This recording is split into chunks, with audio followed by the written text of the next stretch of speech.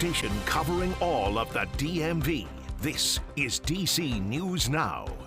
All right, thank you for joining us on DC News Now. I'm Shanika Grimshaw. So we're going to get to your top stories in just a minute. But first, we want to check in with how it's going to feel. Meteorologist Jackie Layer with a check on our forecast. Jackie, so it is going to be warm, but we're expecting some storms. Yeah, you do want to stay weather aware later on this afternoon into that evening commute, as we will see some of those thunderstorms bubbling up as this warm front drifts in. But for the first day of May, we are tracking a warm day ahead with temperatures climbing back to those low to mid 80s across much of the area for this afternoon. But by noon, we should be into those lower 70s under a mix of sun and clouds. Some thunderstorms will start to push into our westernmost areas between 1 and 3 p.m. this afternoon. So we're looking at that with Futurecast showing us mainly along and west of the I-81 corridor, those showers and storms around through 3 p.m. Then those start to work their way eastward, and much of the shower and thunderstorm activity will mainly be focused along and north of 66 later on today and into later on this evening. So heads up with that. Stay weather aware, especially if you're north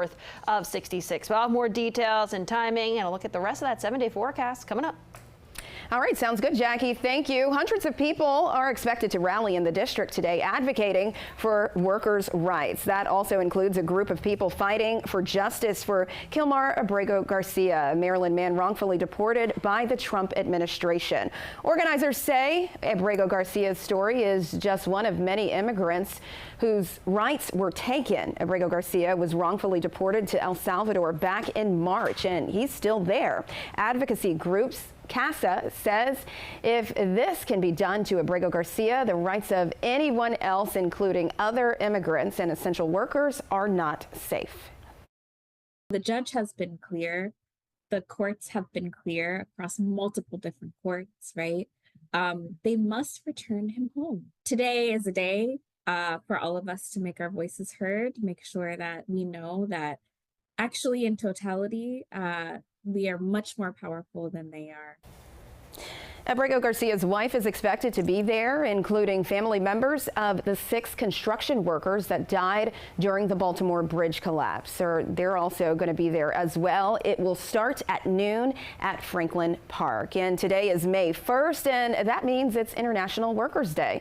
The day is also called May Day in some countries. It's recognized as a day to celebrate workers, but in other places, it's where unions and other activists rally for better rights. And here in the district, there'll be a May Day protest this afternoon at Freedom Plaza. Workers across the district will be rallying alongside restaurant workers in the Unite Here Local 25 union. Organizers say they're protesting against benefit cuts and union busters. It will start at 5. And in the district, leaders and federal workers rallying together to lobby members of Congress to restore DC's budget. The city will need to cut about $400 million from the budget if Congress doesn't pass a bill to fix it. DC workers met with congressional leaders on the Hill calling for the DC Local Funds Act to be up for a vote. Now, the bill is intended to be a budget fix after Congress passed a spending plan in March that forced the district to revert back to its 2024 spending levels. And the Senate passed the fix, but the House still hasn't. Asking these representatives in the House to pass this bill, make it quick, restore our money, particularly because this is not federal money, doesn't save the federal government a cent. Instead, it is DC taxpayer money that we already have in the bank.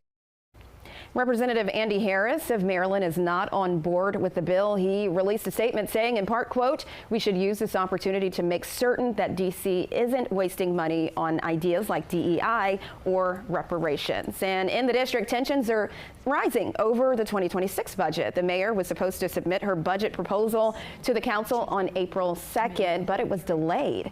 The mayor says that delay is due to congressional interference in the 2025 budget, leaving the city waiting to see if and how the House will fix a budget gap it caused.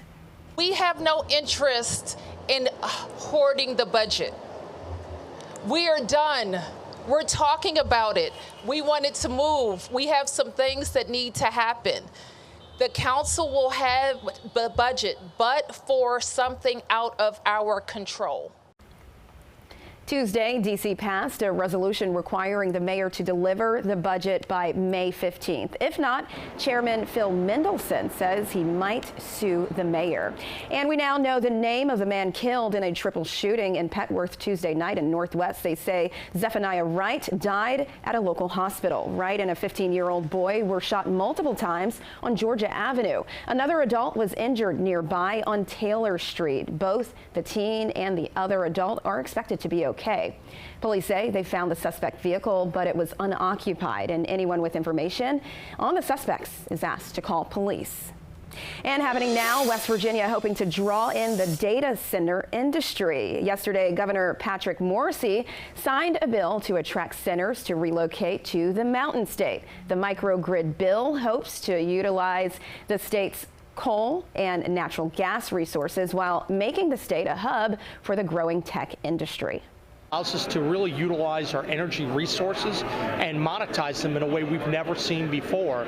So that's why it's so exciting, but I'm inviting data centers and folks to come in. For our state to be able to capture these data centers that must be built. There's not a question as to whether they should be built. They will be built. This bill allows them to be built right here in the Mountain State.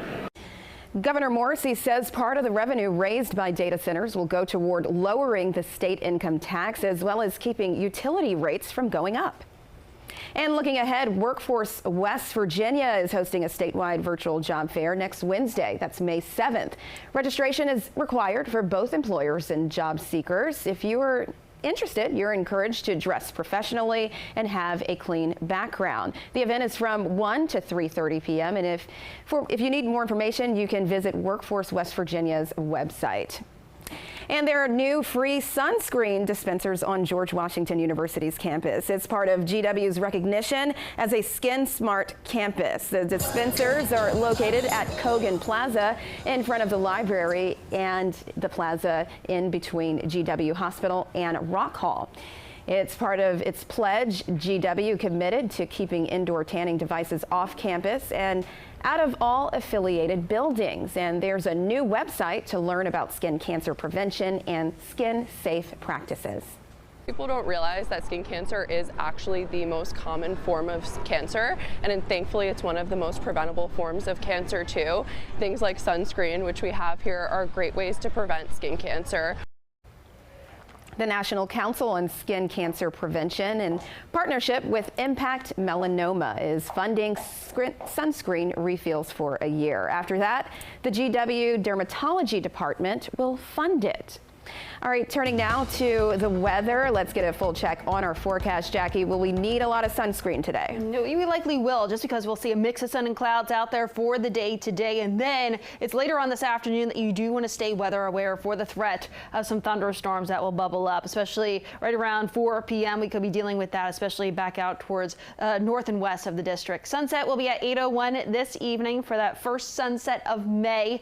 And we're talking about temperatures falling back into those lower 70s by that time, but we also have some shower and thunderstorms around at that point too. But let's get right to Futurecast and the map to show you where we could be experiencing those showers and storms and what time. We're looking between 1 and 3 p.m. along and west of the I-81 corridor. Some of these will contain some heavier downpours as well, so watch out for that. Then later on today, we're getting closer towards that evening commute time frame, seeing those clusters of storms continue to work their way ever so slightly eastward. So we're talking into northern Virginia as well as into north central Maryland, and some of those shower and thunderstorms back over towards the Shenandoah Valley. But much of this is focused along and north of 66 with this front that's pushing its way through, and we still have some of that activity around for the northern half of the area through 8 p.m. before eventually that lifts out. Overnight tonight, a shower or two, but overall much of that activity really does break apart. And then we start off tomorrow morning mainly dry out there, and temperatures starting off into those 60s tomorrow morning before we bounce back into those mid to upper 80s out there for tomorrow afternoon. For your Friday, we're out ahead of a cold front, and we're seeing those temperatures warming up because of that south-southwest wind.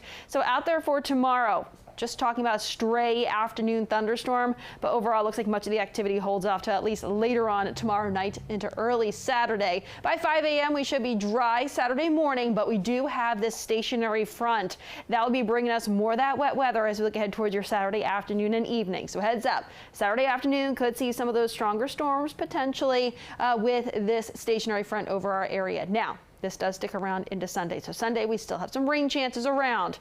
It's not looking completely dry. Sunday morning, some showers around with that front. Then we're looking at some dry times into the early afternoon before some chances for some isolated thunderstorms later on Sunday. Monday, still some showers around as well, but it looks like those showers, I should say, look a little bit less into Monday. And then Tuesday, still looking at some shower chances and thunderstorm chances too. But we'll see those temperatures though dropping though compared to what we'll see for tomorrow. Tomorrow is likely the warmest day at that 7-day forecast into those mid to upper 80s. We're lower 80s Saturday, seasonable 70s Sunday, mid to upper 70s as we start off that next work week. All right, Jackie, thank you. Switching gears now, there's a new venue for one highly anticipated performance for World Pride. The International Pride Orchestra will perform at the Strathmore Music Center. That's in June. It comes after the orchestra says they were uninvited from the Kennedy Center after recent actions by President Trump to reshape programming in line with his agenda. The orchestra concert is designed to showcase LGBTQ+ artists, allies, and drag performers from around the world. They'll also be joined on stage by the Gay Men's Chorus of Washington, D.C. Doesn't matter who you are, where you came from, what your background is, your sexual orientation, your religion, your race, none of that matters. The art on the stage here, really takes away those divides and it brings us all together. The International Pride Orchestra concert is Thursday, June 5th, and that's at 7:30 p.m. All right, this is exciting, a feeling Capitals fans haven't experienced in about 7 years, with the team moving on to the second round. Washington eliminating Canadians in Game 5 last night, moving on to the second round for the first time since 2018. That's the year they won the Stanley Cup. Who else other than Alex Ovechkin leading the way, scoring a goal on a power play 11 minutes in. Other Caps players also chipping in, and the thousands of fans that made their way inside of Capital One Arena saying it's been a great season and they have their eyes set on what's next. Beloved DC spring tradition is back for its 86th year. Our morning anchor Tanaya Wright has a look at what you can expect at this year's Flower Mart. Flower Mart is DC's beloved tradition, comes back every spring, the first weekend in May, for families all across the DMV. Carrie Tidings says All Hallows Guild has hosted Flower Mart since 1939. This is our 86th year of bringing Flower Mart to our community. It's the largest annual fundraiser for the National Cathedral's Gardens and Grounds. Not a lot of people know that there are 59 acres of beautiful gardens and grounds that surround our beautiful National Cathedral. People who come to Flower Mart, what can they expect to see? It's just a wonderful combination of food and family fun activities, rides and games. There's a white elephant sale. There are more than 60 gift vendors, 20 different food vendors, our beloved antique carousel, which is one of only 2 in the nation on the National Historic Register. Our flower district that has shrubs and bushes and flowers and herbs. There's really something, again, for everyone, whether you have a small apartment balcony that you'd like to have some flowers on, or something more extensive where you're adding to your already established garden. And if you're feeling adventurous, you can try the Tower Climb. Flower Mart is a great opportunity to participate in the Tower Climb, where you go to the very top of the cathedral's central tower. It gives you some of the most incredible views of the city.